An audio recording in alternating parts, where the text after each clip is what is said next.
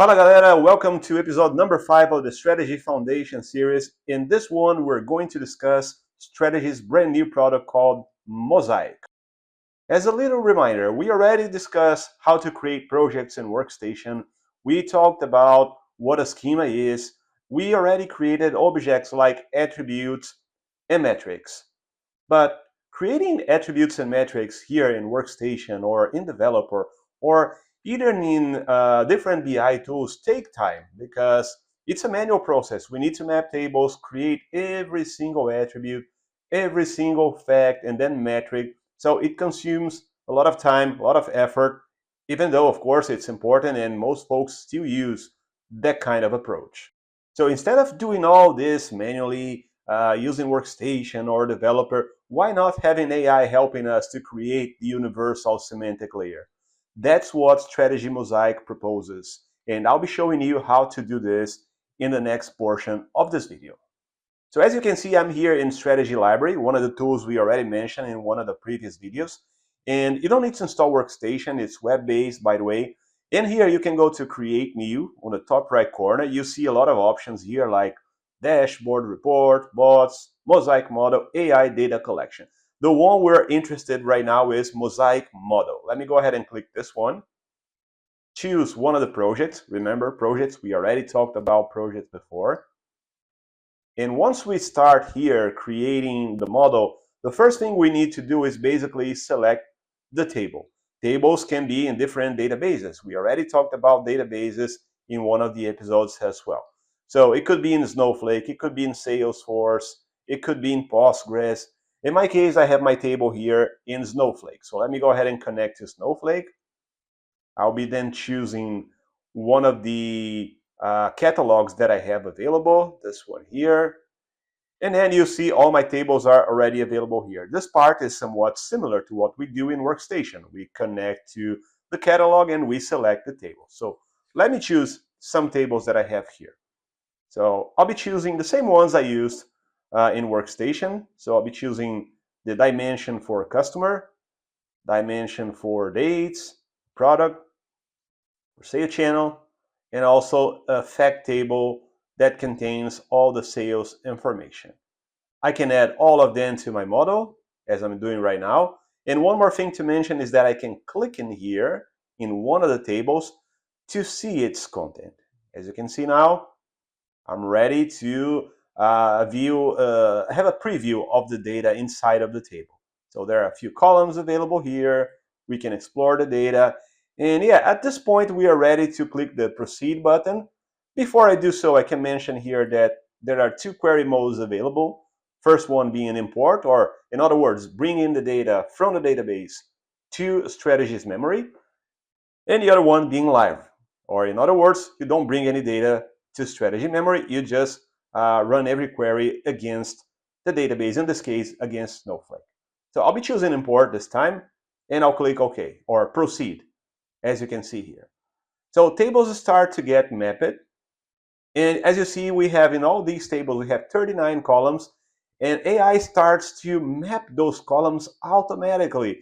We don't need to do any of the attribute creation manually. You see here, few attributes starts to appear, few metrics, all of these in a matter of minutes or seconds. Of course, this will depend on the amount of tables, columns that you have brought here to your model. In my case, it will not take long because it's just like 5 tables with 30 something columns, and it's all made manually, or sorry, automatically, instead of the manual process we did in Workstation.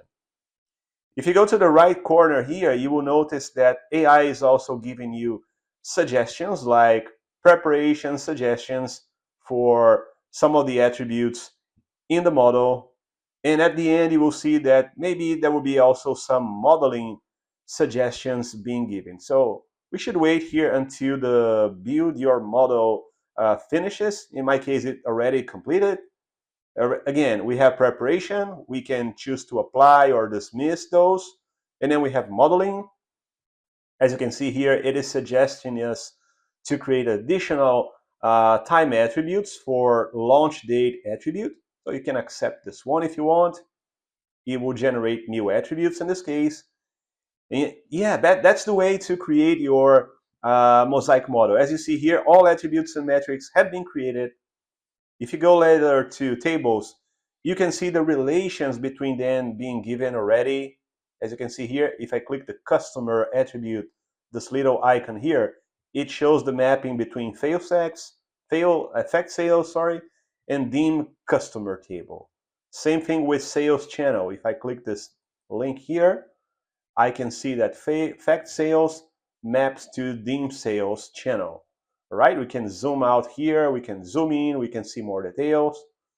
Then we can go to hierarchy and see that the whole hierarchy has been created automatically, saving you a whole bunch of time.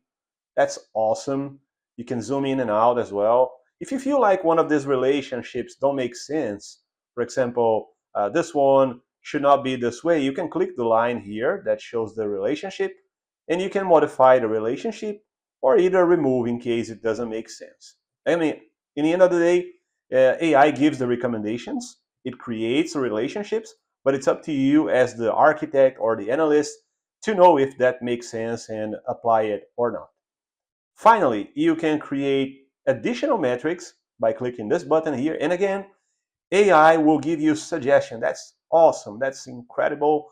And that's very helpful. For example, I want to go ahead and create a new metric called average discount percentage. I want to accept one of these suggestions. So I click the button here for the suggestion. It starts to analyze and it gives you the formula ready.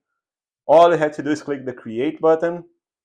And once you do it, a new metric will be created with the proper name, with the proper expression. It saves a lot of time once again. Later, you can go back here to the metric itself, apply formatting to the metric, like this one should be percentage the way it is. If I go back to the original metrics, those ones in here, let's say net revenue, I can click this one, double click here, and as you see the editor opens, you can apply formatting, make this one currency, for example, use decimal separators, remove those decimal places that you see there, all the good stuff we can do with a metric, right? And then in the end, if you feel like your mosaic model is completed, it's ready, you can go ahead and save and publish. Let me go publish this one here. Let me call it my mosaic model. I can save this one in the My Reports folder like I'm doing right now, save and publish. It is saving the model, and then later it will publish the model. In other words, it will bring or retrieve data from Snowflake and publish here in memory.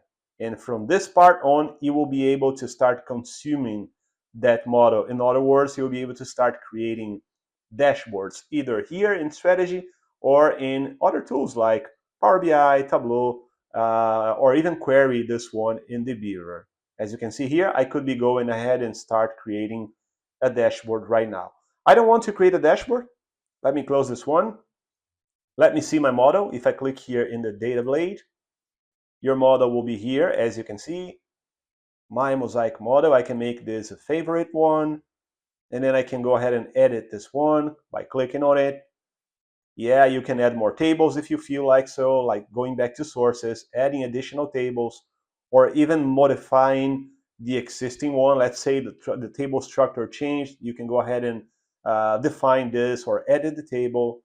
And one more thing I would like to mention is you can apply security in translation. In terms of security, we have security filters, or the way to define row level security, and you can also define object level security. Or in other words, who has access to specific pieces of the mosaic model or attributes and metrics that you see available here, or to the entire model itself. All right, so that's pretty much it for now. This was the introduction to Strategy Mosaic. I'll be creating a specific series of videos with a whole bunch of episodes to go and talk about Mosaic in particular. As of now, I once more appreciate you guys being here, and as I normally say, I will see you at the next corner.